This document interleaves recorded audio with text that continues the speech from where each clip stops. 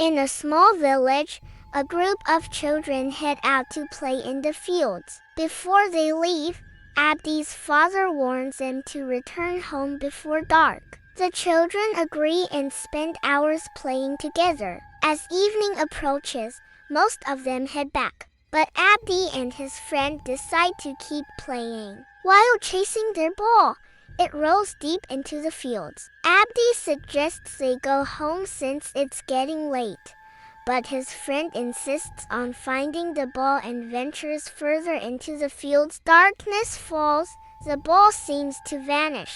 Abdi's friend spots a young girl holding it. Her face is unsettling, almost otherworldly. Despite Abdi's pleas to stop, his friend follows her to retrieve the ball. Moments later, Abdi sees a girl attack his friend, striking him with a stone and killing him. Terrified, Abdi runs back to the village, shouting for help. The villagers rush to the scene, but the boy's body isn't where Abdi saw it. Instead, they find it lifeless on a stone by the river. The village is gripped by fear. The dead boy's father accuses Abdi of the killing, believing he's making up the story to cover his tracks. Suspicion mounts, and Abdi faces blame. But an elder from a respected family steps forward, defending him. He insists Abdi is telling the truth and suggests the real culprit is Sumala, a name unfamiliar to the villagers.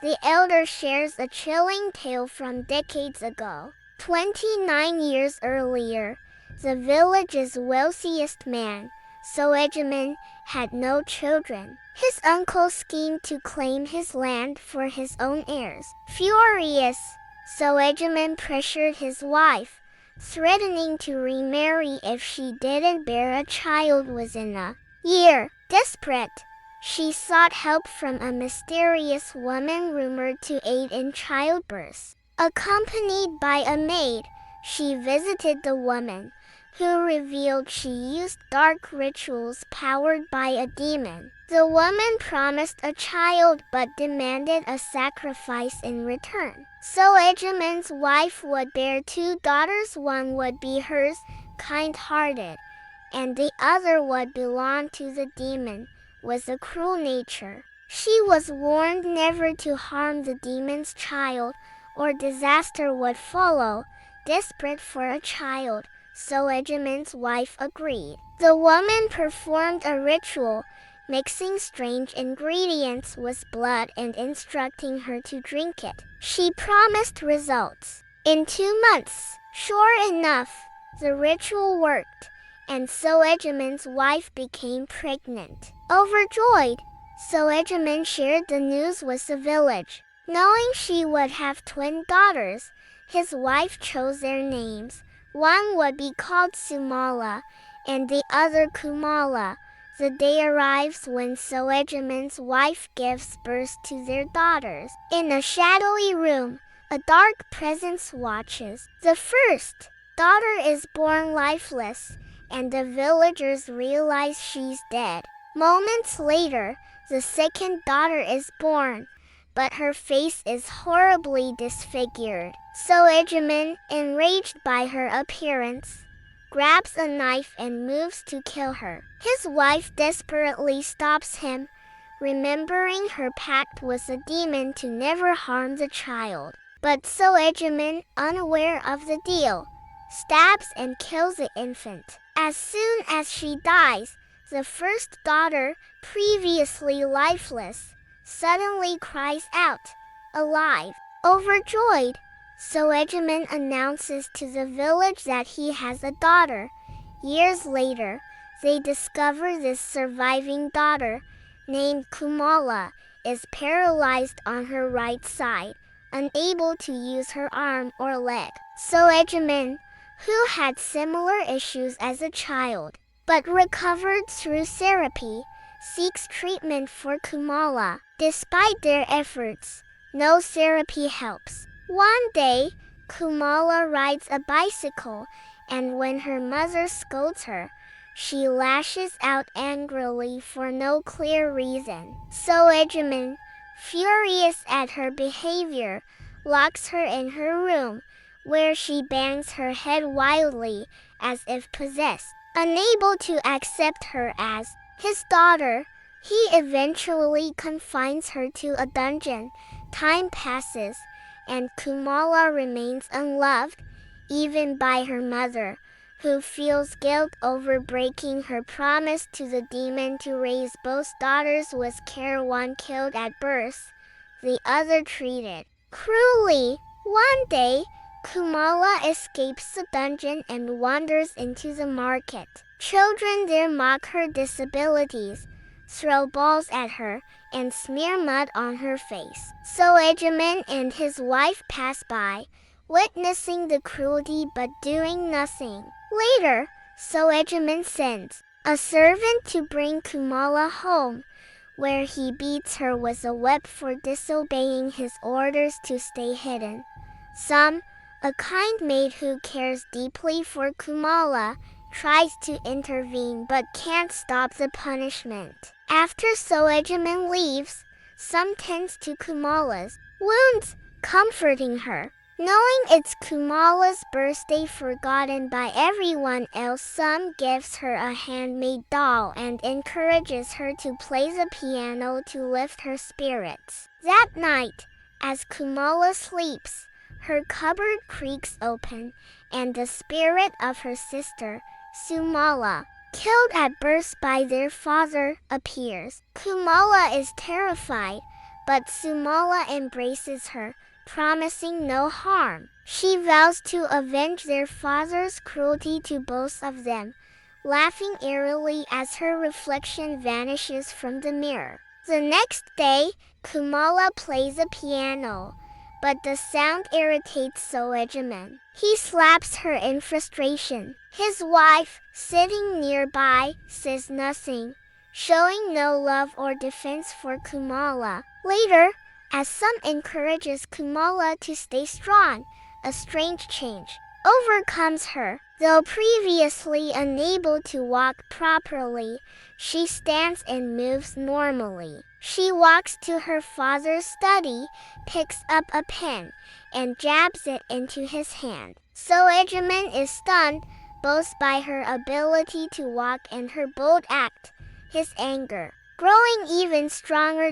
In truth, Sumala wasn't acting on her own. Sumala's spirit was controlling her. But Sumala faced the consequences. Her father tied her to a cross and left her in the village square under the blazing sun. No one came to her aid. That night, during dinner, Sumala's spirit possessed Sumala again. She tore off her clothes, in a bizarre way, behaving shamefully at the table. Sumala's mother, furious at first, glanced in the mirror and saw Sumala's spirit behind it all. Fear and sorrow overwhelmed her. The maid, tried to lead Sumala away, but she broke free, ran to the fields, and began devouring raw chickens.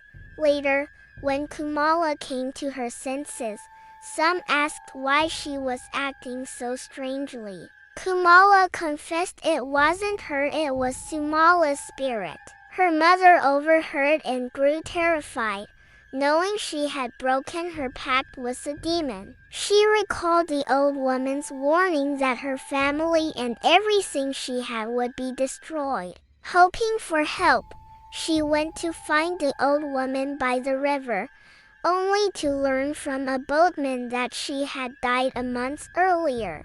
In desperation, she confided in admitting she had used a demon's help to conceive and had violated their deal.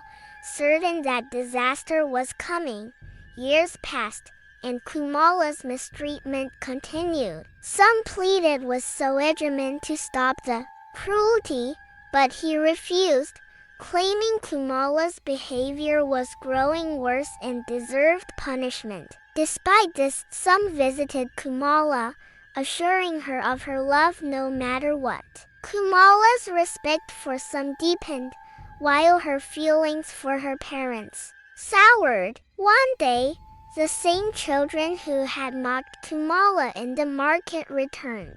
They lured her outside under the pretense of playing, only to taunt her, smear mud on her face, and hit her with a ball before fleeing. Some chased them off. Sumala's parents watched from afar but did nothing. As punishment for leaving the house, they locked her in the dungeon again.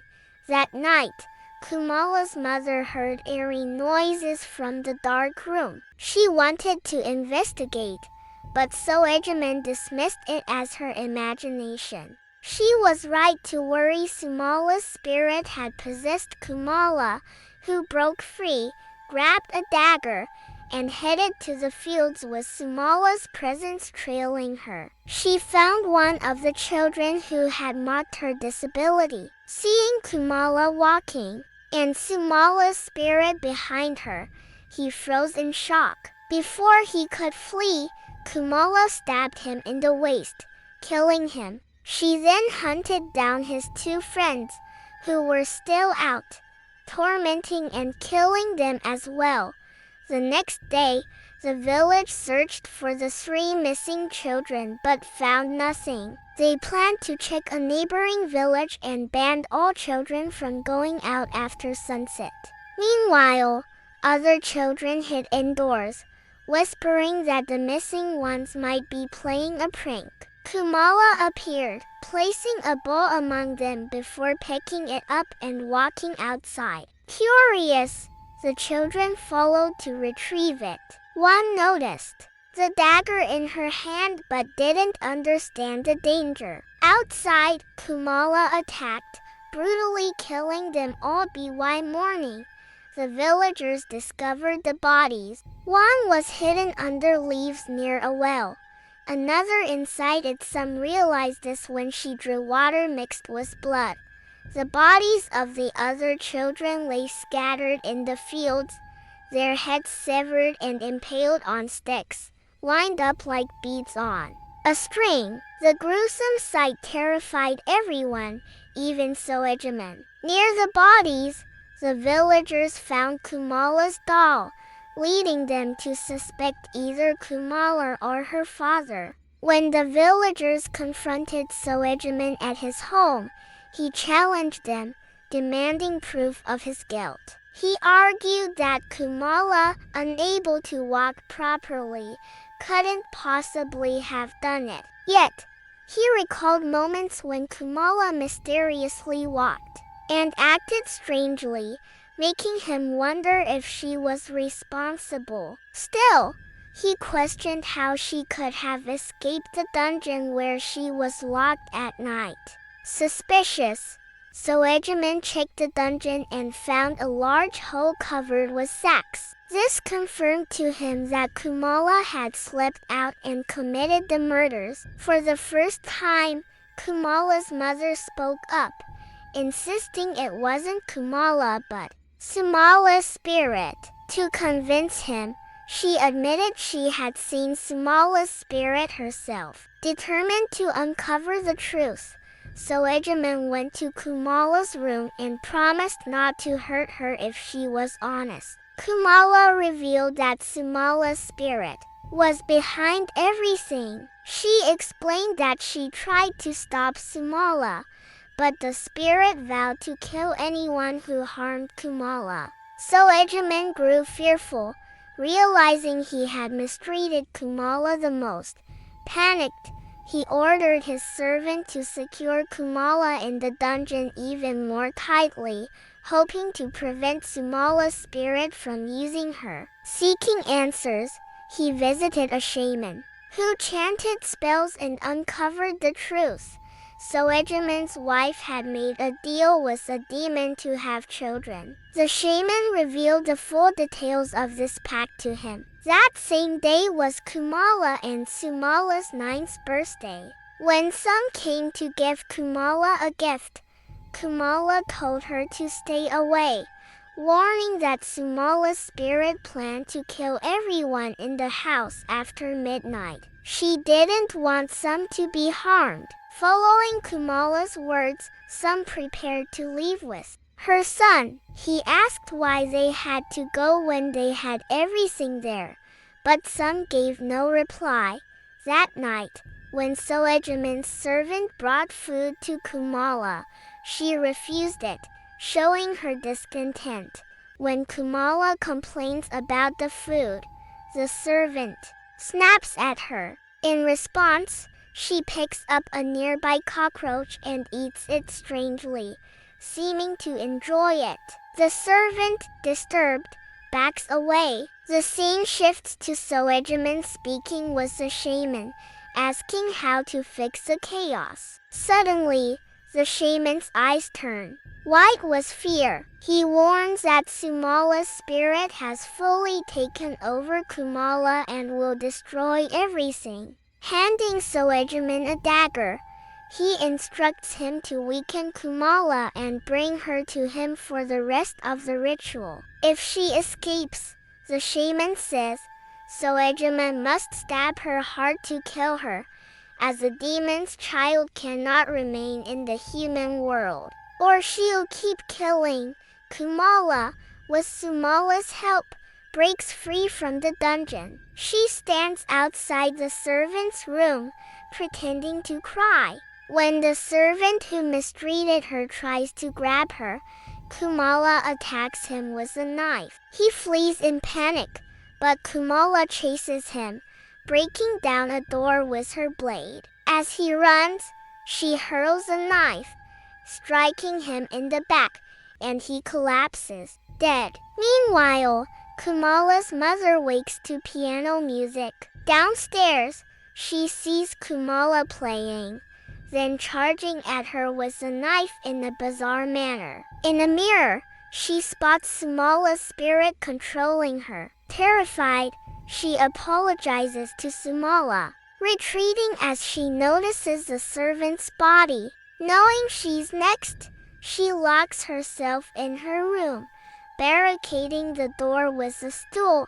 Kumala pounds the door with a dagger and forces it open. Her mother begs for mercy, but Kumala stabs her leg, aiming to kill. In pain, her mother pleads for one last wish to speak to Kumala. Sumala's control briefly fades, and Kumala's mother apologizes, admitting she let Kumala suffer to avoid blame, calling herself a terrible mother. Kumala, moved, wants to forgive her, but Sumala seizes control again, slashing her mother's arms and stabbing her fatally. By then, Soejaman returns home, finding the servant and his wife dead.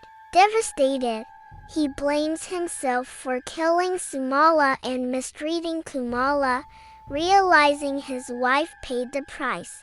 Hearing a chair creak, he finds Kumala sitting, with Sumala's spirit shaking it. Sumala enters Kumala's body, fully controlling her, and advances to kill him. Soejaman flees to the village, banging a drum to rouse everyone. He reveals his wife and servant's deaths, urging the villagers to find Kumala to take her to the shaman. Shocked, they suspect Kumala killed them and recall the murdered children, deciding to kill her. Rebels to the cause. Before Soejaman can explain, they storm off. Alone, he searches for Kumala with a dagger and rope. Spotting her, she flees to the forest. In the fields, she attacks him. He knocks her out with a stone, regretting his failure to love her. Crying, he puts her in a sack, but she vanishes. Actually, he had taken her out. She attacks again, but he stabs her heart. She collapses, then laughs, revealing her heart shifted to her right side, so neither she nor Sumala died. Sumala takes the dagger, slices his stomach, and blinds him with stones. The next morning, villagers find Soejaman's body hanging on a cross, mirroring Kumala's punishment. That night, the father of the boy killed early in the film, doubting the story and blaming Abdi, sneaks to Abdi's house to kill him. There, he sees Sumala eating a dead body. The story returns to the present, where a man's son, who fled that night, tells the villagers this tale. He warns that Sumala still haunts the village, killing children, and urges them to keep kids indoors at night. They agree and leave.